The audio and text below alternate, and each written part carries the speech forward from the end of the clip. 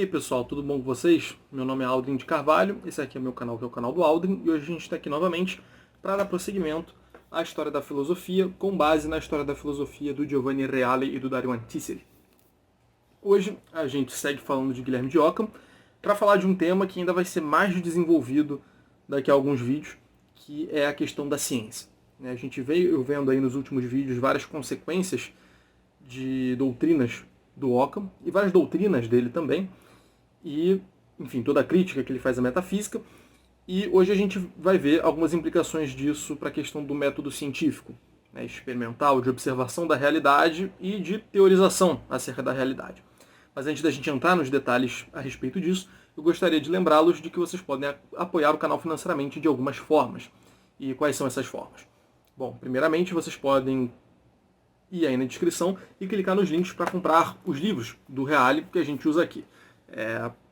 Nas poucas vezes em que eu uso outros livros também eles estarão listados aí embaixo para você poder clicar pelo link da Amazon e comprar. Você clicando nesses links e comprando a partir daí, eu ganho uma comissão em cima do valor. Você não gasta nada além do que você compraria se comprasse do que você gastaria se comprasse pela Amazon normalmente, mas eu ganho uma comissão, então todo mundo sai ganhando no final. Além disso, vocês podem fazer uma doação pontual pelo Pix, pelo Super Chat ou pelo botão Valeu que tem aí embaixo. E a melhor forma pela qual vocês podem apoiar o canal é através do Apoia-se, que, para quem não sabe, é uma plataforma de apoio mensal em que você seleciona qualquer valor, no meu caso a partir de R$2, para doar para o seu produtor de conteúdo preferido, no caso eu. Então, mesmo que você só doe R$2, isso pode parecer pouca coisa, mas se cada inscrito meu me desse R$2, eu estaria certamente com muitos problemas financeiros seriam evitados por bastante tempo, se todo mês eu ganhasse o dinheiro referente a R$2 de cada inscrito. Além disso, mesmo que poucas pessoas deem R$2, eu tenho a certeza de que no mês seguinte eu vou receber esse dinheiro. Então, para mim, vale muito a pena, é muito bom, eu consigo me programar com os meus gastos aqui do canal.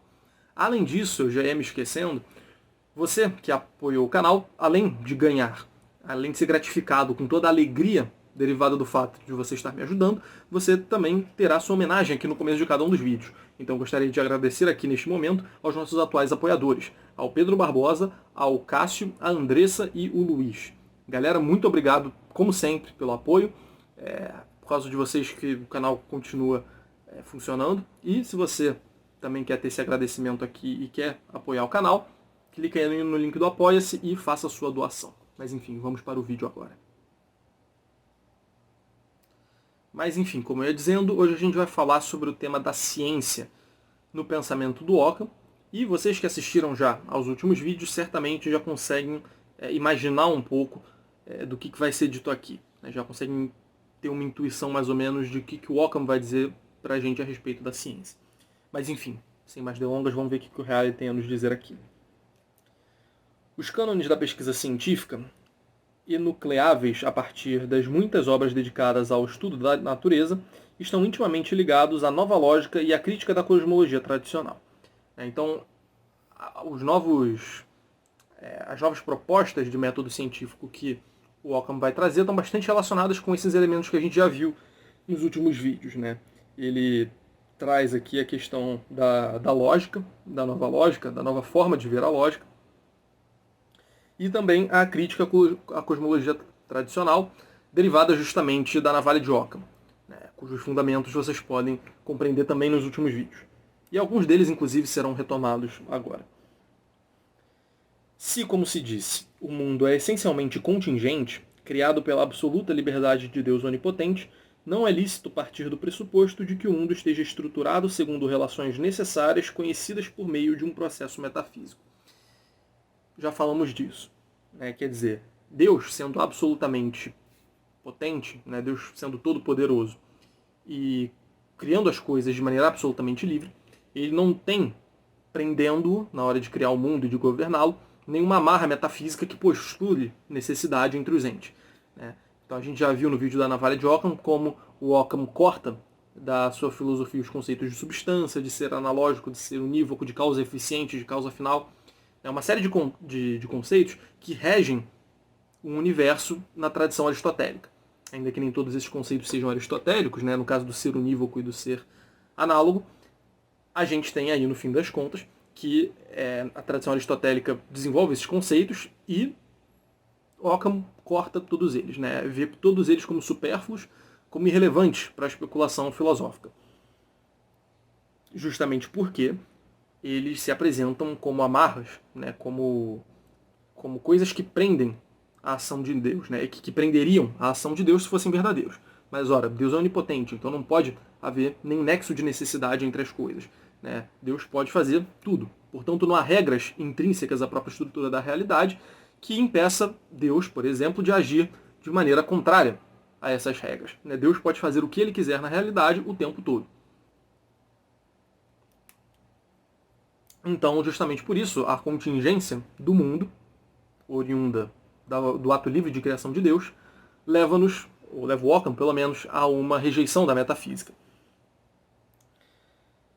Além da multiplicidade dos indivíduos, não é preciso admitir outra coisa. Se isso é verdade, o fundamento do conhecimento científico só pode ser o conhecimento experimental. Retomando aqui outras duas noções do Occam que a gente já viu nos últimos vídeos. Quer dizer, é multiplicidade dos indivíduos, levando a uma ênfase na questão da experiência. Novamente, se não há vínculos metafísicos, modelos eternos, formas, relações causais necessárias entre as coisas, portanto não há nada dessas coisas que a metafísica diz que há na realidade, o que há são os indivíduos. Deus pode muito bem estar causando todos os indivíduos a todo momento, estar sustentando cada indivíduo a todo momento, sem intermediário algum. Portanto, não faz sentido a gente ficar concebendo uma série de intermediários. De que, na verdade, as coisas existem porque correspondem a um certo modelo suprassensível, eterno na mente de Deus, ou porque ela tem uma forma substancial com os acidentes. Não, a gente só precisa conceber os indivíduos, cada qual como sendo o que ele mesmo é, sem precisar recorrer a essa série de conceitos metafísicos. E Deus, sendo onipotente, pode muito bem criar cada coisa individual e sustentar cada coisa individual no ser, sem necessariamente se valer de todos esses intermediários. E, então, dado essa multiplicidade dos indivíduos, dado que o que há na realidade são apenas indivíduos, não há nada de universal, apenas de individual, isso leva, portanto, a uma centralidade da experiência no nosso processo de conhecimento. Quer dizer, a experiência, se vocês pararem para pensar, eu já trouxe esse raciocínio acho que umas 2 ou 3 vezes nos últimos vídeos, se vocês pararem para pensar, o que a experiência nos mostra é justamente indivíduos. Mesmo nas tradições que se concebe o universal como tendo alguma importância aí na metafísica, na teoria do conhecimento, mesmo essas tradições vão assumir que o que se dá pela nossa experiência são indivíduos. A gente não vê o universal, a gente não toca nas essências universais, nos modelos eternos, nem nada do tipo. A gente não vê nada disso, não sente isso por nenhum sentido. Então a nossa experiência, e isso parece que está todo mundo de acordo com isso, nos dá o conhecimento de singulares, de individuais. E como para o Occam, o que há são indivíduos, e a experiência nos dá a conhecer indivíduos, é bastante evidente que a experiência precisa ter um lugar central nesse tipo de filosofia. Dada essa cosmovisão em que só há indivíduos, é necessário que a experiência assuma um papel central, justamente porque é isso que ela dá a conhecer. E daí, portanto, o primeiro cânone. Podemos conhecer cientificamente apenas aquilo que é controlável por meio da experiência empírica. Então, a experiência empírica vai estar nessa centralidade aí do pensamento dele, da teoria do conhecimento dele, e justamente ele coloca aqui a ideia de controlável, É aquilo que a gente puder verificar pela experiência, aquilo de que a gente puder gerar uma experiência é verdadeiro. É com base nessas experiências que a gente pode controlar, manejar, que a gente vai poder inferir o que é verdadeiro e o que é falso. E a fidelidade ao mundo real impele também a lógica, um instrumento linguístico de análise e de crítica. Então, a lógica vai tratar justamente sobre a relação abstrata entre os conceitos. A gente já falou um pouco disso. Obrigando a precisar em lugar de qual realidade os termos entram em uma ou mais proposições, a lógica nos convida a relacionar o conteúdo das afirmações à efetiva realidade dos indivíduos. Então, a lógica vai ter esse papel intraconceitual, interconceitual, de tratar a relação entre os conceitos. E ele coloca aqui como lógica também justamente essa tarefa importantíssima da gente saber remeter os termos que a gente está usando às coisas a que estamos nos referindo. uma vez que não há mais universais, e portanto os termos, como por exemplo homem, cavalo, animal, não podem mais se referir a universais, a gente vai sempre precisar ter bastante cuidado para delimitar aquilo a que a gente está se referindo com essas palavras. Então, se eu digo o homem, né, isso de novo retomando o conteúdo dos outros vídeos, né? Se eu falo em o homem, eu não estou me referindo a um universal comum a uma série de indivíduos, do qual todos os indivíduos participam, ou universal comum que esteja em cada um dos indivíduos. Não. Quando eu falo em homem, né, o homem, a essência do homem, né, mas quando a gente fala de maneira geral, de maneira mais universal, o homem, a gente está se referindo, na verdade, à coletividade dos indivíduos que podem ser ditos que são homens. Né?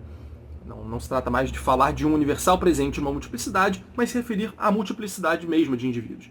Né? De indivíduos, como Occam diz, semelhantes, e que por serem semelhantes, a gente poder falar de todos eles que são homens, a gente também pode se referir à sua totalidade como homem. Né? Se eu digo algo acerca do homem, estou me referindo, na verdade, a cada um daqueles entes que são homens. Né? Na sua totalidade, no seu conjunto. Então a gente precisa sempre delimitar isso. Né? É aqui que a gente está se referindo quando usa essas palavras. Dado que a gente não pode mais apelar a uma essência universal, a um universal abstrato, que se relacione com as coisas de alguma forma. A gente agora só fala dos indivíduos. Pois bem, esta fidelidade ao concreto leva Occam à rejeição de qualquer hipostatização de tipo metafísico, de entidades como o movimento, o espaço, o tempo, o lugar natural, etc. Novamente, o que há é apenas os indivíduos. Não há o movimento separado dos indivíduos. Não há o espaço, o tempo, o lugar natural. Não, o que há é indivíduos que se movem. Inclusive, eu acho que ele já vai dizer isso agora, logo agora em seguida. Dessa forma, por exemplo, ele não considera o movimento uma entidade distinta das coisas reais que estão em movimento. Então não dá para separar o movimento das coisas móveis. Não, o que há são as coisas móveis. Além dos corpos móveis, não há nada. Não há nada de diferente dos corpos móveis na realidade sensível, né, na criação. E com os instrumentos da lógica, devemos nos perguntar o que se entende com o termo movimento. Então, se a gente não está falando de um universal abstrato, um movimento, né, que estaria talvez presente nos entes móveis, do que a gente está falando quando a gente fala em movimento. Ele traz essa questão do movimento aqui mais como um exemplo, né, de uma iniciativa dele de não hipostatizar algum conceito. Mas é interessante porque ele desenvolve bem aqui, né, o que seria a doutrina do movimento do Occam. Então, beleza, já que não há nada que a gente possa dizer que é movimento, além dos corpos móveis, né, nós temos então de nos perguntar o que a gente quer dizer com o termo movimento.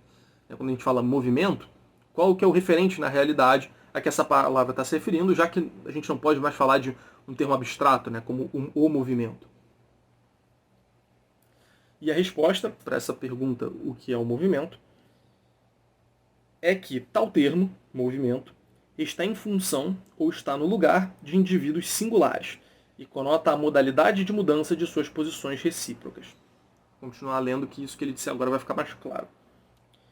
Os processos reais se resolvem, portanto, em uma série de estados, distintos por sua quantidade no sentido da mudança de posição de algo em relação a outro algo. A estrutura temporal dos eventos físicos se reduz a uma série de stationes, cada uma das quais substitui a precedente. Então, o movimento, na verdade, vai ser uma sucessão de estados. Né? Uma sucessão de estados que, justamente, vai vindo um depois do outro. Né? Não é mais uma, entre aspas, uma qualidade da coisa, né? uma propriedade da coisa, um acidente da coisa. Enfim. Acho que dá para se fazer claro colocando esses termos. Ele está falando justamente de uma sucessão de estados. Uma hora algo está assim, depois está daquele jeito, depois de um outro jeito, depois de outro jeito, depois de outro jeito. E, no todo, a gente chama isso de movimento. Se a gente tivesse um ente móvel aqui, tipo a caneca da Academia Atlântico, num determinado estado, um determinado estado seria esse, o estado seguinte seria esse, depois esse. Isso aqui pensando no movimento local. Né? Então, o movimento pro Occam se reduz a isso, a uma série de estados diferentes uns dos outros e sucedendo-se uns aos outros. Então, justamente, são estados quantitativamente diferentes, né? Dispostos em sequência, um vindo depois do outro, justamente em sequência. Né? E isso reflete, inclusive, ele vai dizer aqui, justamente uma tendência moderna, né, a uma matematização da física, né, do estudo da física, nesse caso aqui do movimento. A perspectiva qualitativa, típica da mecânica aristotélica, é substituída pela quantitativa. Né? Na mecânica aristotélica, na física aristotélica no geral, a gente tinha muito a questão dos acidentes, das qualidades, das formas, das privações existentes ali num certo indivíduo. Né? Aqui não, vejam, está tudo sendo reduzido a um estado bastante quantitativo. Né? Quer dizer, o movimento agora é uma série de estados ao longo do tempo. Simplesmente, né? De estados diferentes, evidentemente. Essas reflexões nos levam ao segundo cânone fundamental do método de Ockham.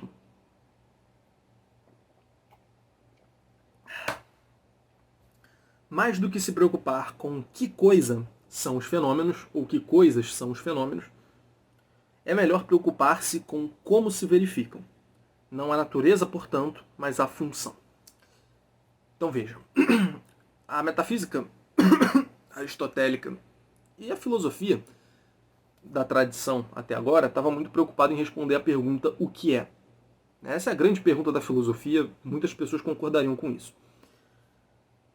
Agora, o Ockham, como ele não está preocupado em buscar essências, em formular definições que pretendam se referir a essências que existem na realidade, que sejam comuns a vários indivíduos, justamente porque não há universal, ele vai mudar também o objetivo da especulação a respeito da natureza. Ele não vai estar mais falando, não vai estar mais procurando a essência dos fenômenos. Tipo, isso aqui é um movimento. Tá, então o que é o movimento? Como que a gente define movimento? Então, sei lá, isso aqui é um processo de alteração. Então, o que é a alteração? Isso é algo que a gente veria ao longo da tradição clássica. Né? Enfim, eu mencionei dois exemplos que têm a ver com movimento, mas a gente poderia falar das propriedades das coisas. Né? O que é estar acima, o que é estar abaixo, o que é ter uma cor, o que é ser isso, o que é ser aquilo. Essa pergunta é bastante comum na filosofia até então e principalmente é muito fundamental na física do Aristóteles, né? Nessa tradição de filosofia da natureza aristotélica. Agora, o Ockham, né, diante dessa situação em que não há mais essências, não há mais forma, não há mais matéria, pelo menos essas coisas não são mais distintas, né, o que há é apenas os indivíduos, ele vai se limitar apenas a dizer como que os indivíduos, né, como que as coisas da realidade se comportam. Né, nesse sentido, qual é a função delas, não tanto qual é a natureza ou essência delas. Vou ler o parágrafo de novo. Mais do que se preocupar com que coisas são os fenômenos, é melhor preocupar-se com como se verificam. Não a natureza, portanto, mas a função. Né, como que eles se apresentam, né, o que está acontecendo ali. Né, como o que está acontecendo ali está acontecendo. Ao invés de procurar essências e definições nesse sentido tradicional. Da metafísica se passa, deste modo, para a física. Física como disciplina moderna, cujas implicações encontrarão depois grande desenvolvimento nos séculos seguintes. Então, essa mudança, né, de uma pergunta o que é para como funciona, como se dá, é uma pergunta que, segundo ele aqui, marca uma mudança, uma passagem da metafísica para a física. Física aqui entendido no sentido moderno. A física de Aristóteles, muita gente hoje em dia, e a física da tradição aí até essa virada que a gente está estudando agora, muita gente chamaria essa física antiga de uma metafísica do sensível, né, uma filosofia da natureza. Muita gente teria esse receio de chamar de física justamente por não ter esse aspecto quantitativo e de fazer esse tipo de descrição de como as coisas se dão, ao invés de procurar a essência dessas coisas. Então, vejam, né? É claro que, mesmo nessa maneira antiga de fazer as coisas, você ainda pode chamar isso de física em algum sentido. Né? Uma vez que o que está em jogo ali é a realidade física, é a realidade do movimento, é a physis, é a natureza. Né? Então você pode chamar de física, sim. A própria obra do Aristóteles se chama física, né? Física. Que é, enfim, acho que a tradução aí para física fica bastante evidente. Né? Então dá para chamar de física, sim.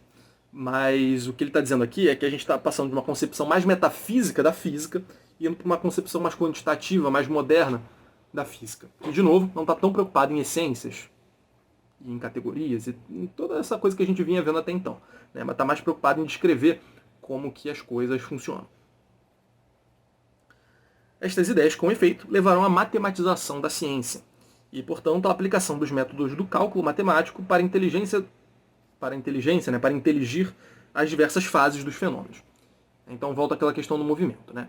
O movimento nada mais é do que uma série de estágios ao longo do tempo, quantitativamente diferentes, né? Um estágio, depois outro estágio, outro estágio, outro estágio, etc, etc. Uma coisa passando por uma série de estados consecutivos. Vejam como isso pode muito bem ser matematizado, né? Pode ser dividido, pode ser enquadrado dentro de uma linha, pode ser... Enfim, a gente tem todo o aparato matemático que pode se debruçar sobre isso de maneira muito mais evidente. Não que não pudesse antes, e também não faz nem sentido puxar essa discussão aqui agora, mas o fato é que a natureza está sendo cada vez mais quantitativa, menos qualitativa, pelo menos no estudo da física, né? Melhor dizendo, não a natureza está menos qualitativa, mas a física, né, o estudo da natureza, está cada vez menos qualitativo e mais quantitativo. E ora, como a matemática é justamente a ciência que estuda a quantidade abstrata, né, como a gente tende a conceber a quantidade e a relação, enfim, depende de como você define.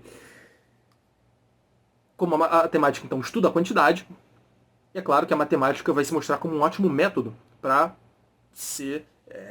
ajudar ali a física no seu estudo da natureza, uma vez que essa natureza que a física está estudando agora se apresenta de maneira muito mais quantitativa do que qualitativa. Portanto, ela passa a ser quantificável e estudável matematicamente. O caminho da física moderna começa a substituir o caminho da indagação aristotélica, que é físico-metafísica, como eu acabei de dizer. Com efeito, a visão hierárquica do universo é superada pela visão dele como um conjunto de indivíduos, nenhum dos quais constitui o centro ou polo dos outros. Então a gente tinha, já bastante tradicional, a ideia de que você tem um cosmo hierarquizado, ordenado, onde há alguns elementos que são centrais, outros são periféricos, e que são ordenados por esses elementos mais centrais, mais primordiais, superiores, enfim, você pode colocar de várias formas. O fato é, uma vez que só há indivíduos, e que não há vínculos metafísicos entre eles, eles não existem mais em rede, por assim dizer, criando relações necessárias e causais e metafísicas formais, etc, etc, não faz sentido dar prioridade a um ente sobre o outro. Cada indivíduo deve, vamos dizer assim, deve a si próprio a sua individualidade. Deve a Deus em última instância, mas quando eu digo que deve a si próprio, eu quero dizer que não deve a nenhum outro indivíduo. Tudo deve a Deus, a sua realidade, diretamente, sem intermediários. Portanto, entre os entes da realidade, a gente não pode ficar vendo esse tipo de conexão. E, nesse sentido, não dá pra gente dizer que um ente está acima do outro metafisicamente, tem mais dignidade do que o outro, tem prioridade ontológica sobre o outro, porque senão a gente estaria fazendo metafísica. A gente estaria caindo naquilo que o Ockham quer evitar, que é justamente salvaguardar a onipotência divina. A gente dizer que o cosmos é hierarquizado, a gente está estabelecendo uma série de... Isso implica necessariamente a gente estabelecer uma série de relações entre esses termos que estão nessa hierarquia.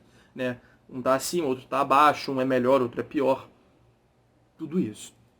E, enfim, isso certamente impõe uma certa estrutura à realidade que, portanto, se é metafísica, se é necessária, se é tão intimamente ontológica mesmo, o próprio Deus não poderia quebrá-la.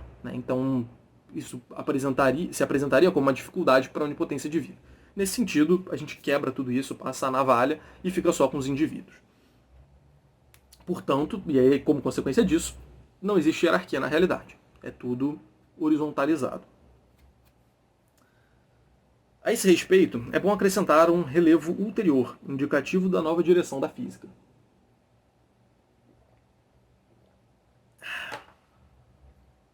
Persuadido de que o mundo é um complexo de indivíduos e que ele é, no seu conjunto, essencialmente contingente, isto é, privado de uma legalidade metafísica universal dada como pressuposta, Ockham não considera possível promover a pesquisa científica com princípios definidos ou com estruturas necessárias.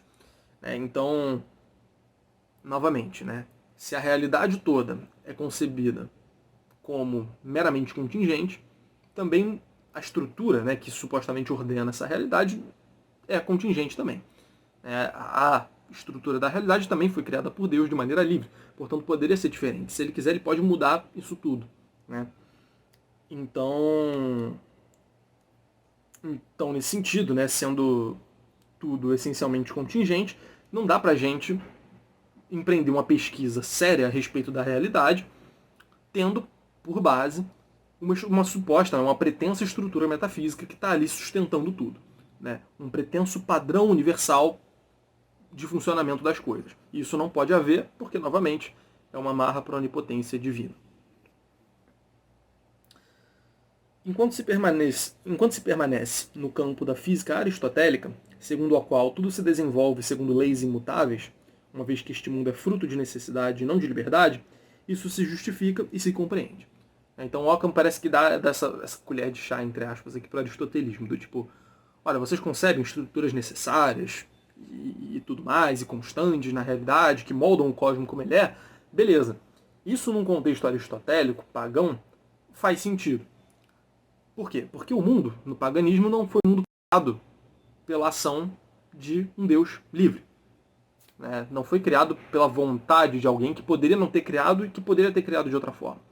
Não, o mundo para Aristóteles é eterno, sempre foi dessa forma.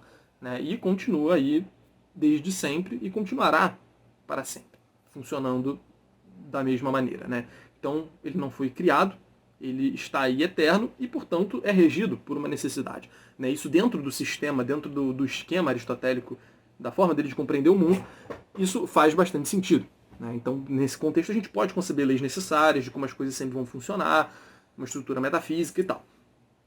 Isso beleza.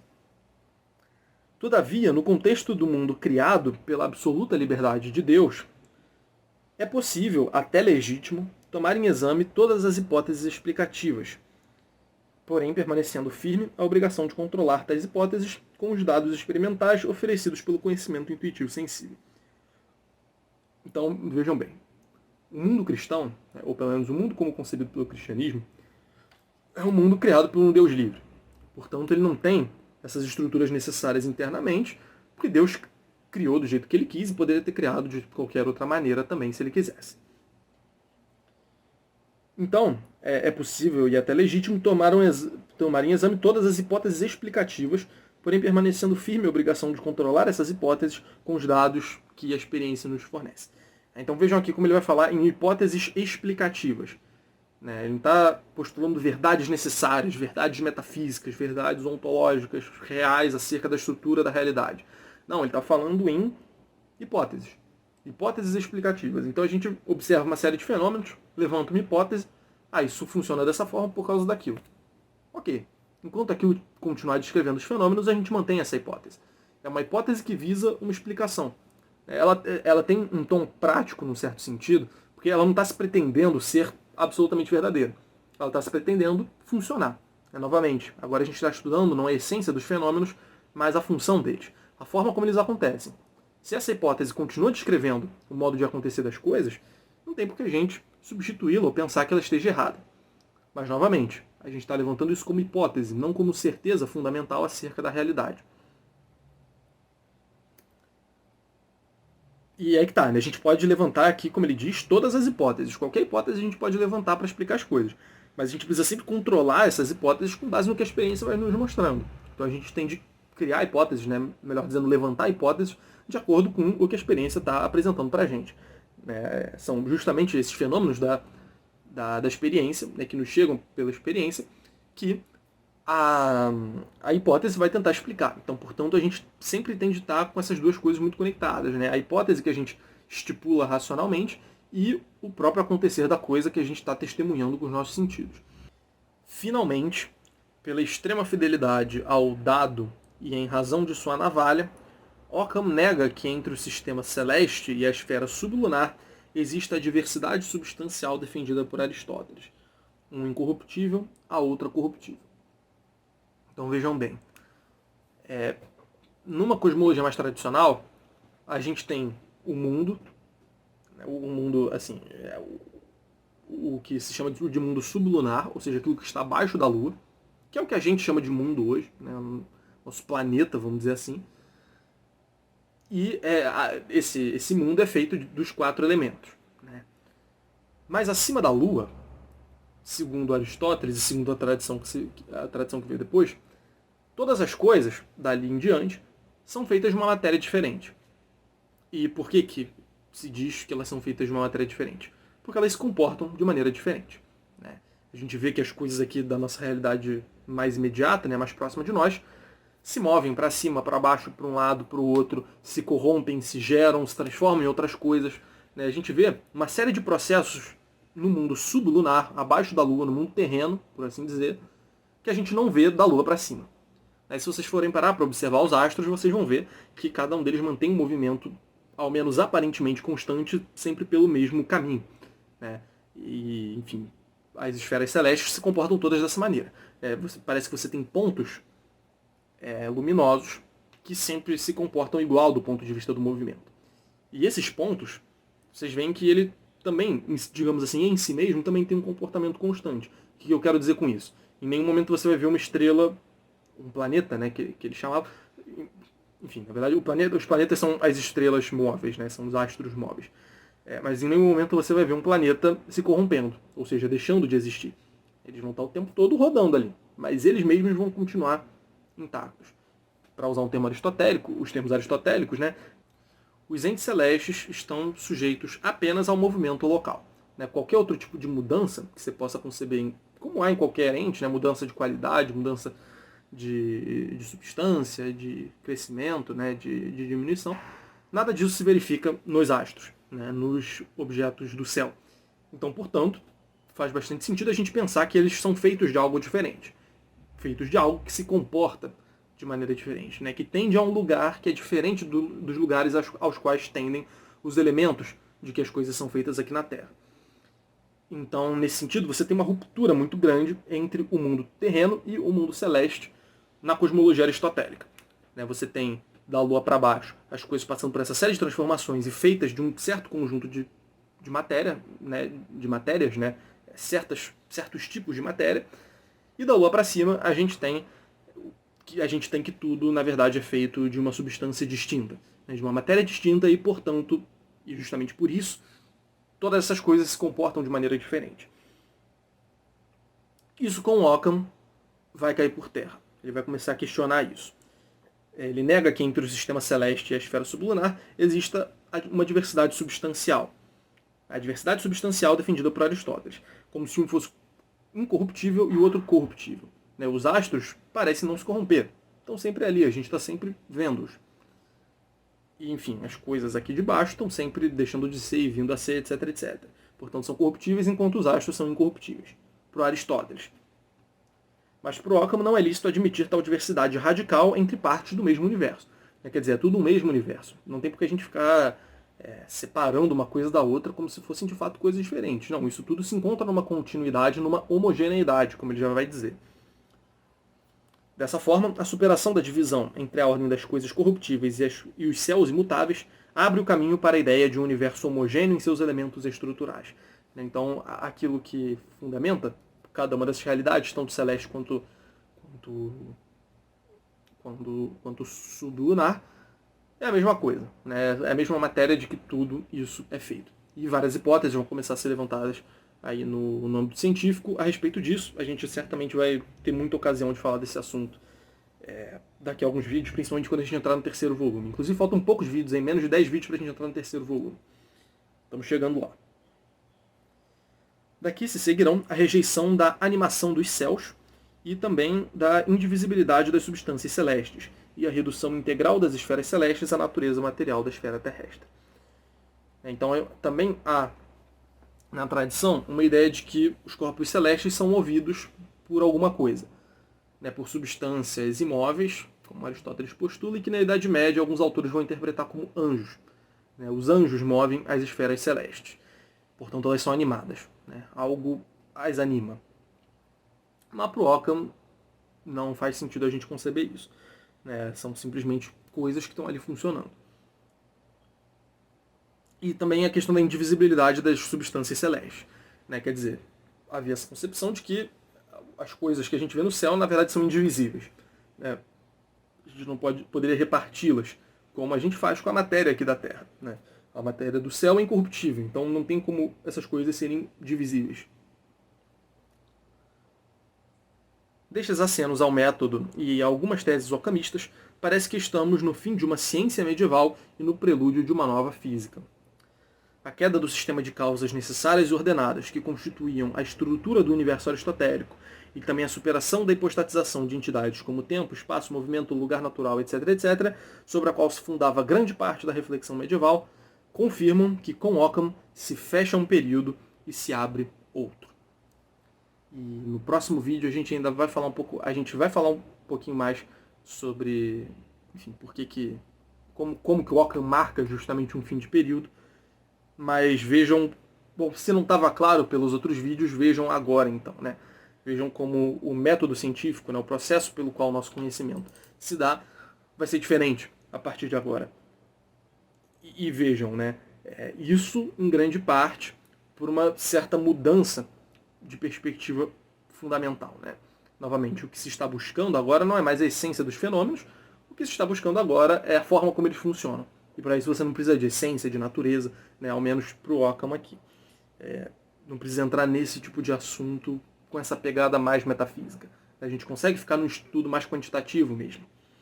E, enfim, nos próximos vídeos, não no próximo exatamente, mas ao longo de alguns vídeos aí, enfim, acho que daqui a 2 ou 3 vídeos, a gente vai falar justamente sobre algumas implicações desse método para a ciência medieval nesse finalzinho da Idade Média. A gente vai ver alguns discípulos do Occam, alguns influenciados por ele, que justamente começaram a mudar algumas coisas nessa cosmovisão. Mas enfim, como eu disse, isso vai ser objeto para um próximo vídeo. E bem, gente, com esse vídeo então a gente acaba de falar de Guilherme de Occam, uma fase importante aqui do canal, uma fase importante do pensamento medieval também. E, bom, é isso. Eu acho que ficaram vídeos bem interessantes. Espero muito que vocês tenham gostado. Acho que ficaram melhores do que o do Dan Scotus. Acho que os do Tomás e o do Occam ficaram muito bons. O dos Scotus ficaram legais também, mas, enfim, acho que muita coisa poderia ter sido melhor. Mas, enfim, eu fiquei bastante feliz com o resultado aqui dos vídeos do Guilherme de Occam.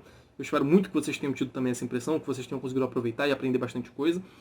Não se esqueçam de fazer tudo isso que eu sempre peço para vocês fazerem. Deixar um like, comentar, favoritar o vídeo e se inscrever no canal. Apoiem o canal financeiramente da maneira que vocês acharem melhor, né? Da maneira em que vocês se sentirem mais confortáveis para doar. E, além disso, mais importante, divulguem o vídeo para que vocês acharem que possa se interessar. É o mais importante isso, porque a gente divulga o canal e, enfim, faz as pessoas terem mais acesso à filosofia, principalmente essas regiões da filosofia que não são tão exploradas geralmente, como o próprio Guilherme de Occam, né? Um autor, como eu já disse aqui algumas vezes, e vocês certamente sabem disso também, talvez saibam disso também, é um autor de que se fala muito, mas que se lê pouco, que se estuda pouco, que se conhece muito pouco, no fim das contas. Então é importante a gente divulgar justamente para que mais pessoas tenham acesso a esse tipo de informação, que, enfim, é muito importante, né? Um autor, como a gente está vendo, que é fundamental para a história da filosofia e que marca justamente uma virada em vários aspectos do pensamento. Então, sem mais delongas, reitero, divulguem o vídeo para que vocês acharem que possa se interessar, façam tudo isso que eu sempre peço para vocês fazerem, de like, etc, etc, e apoiem o canal financeiramente. Tá bom? Valeu, pessoal. Até!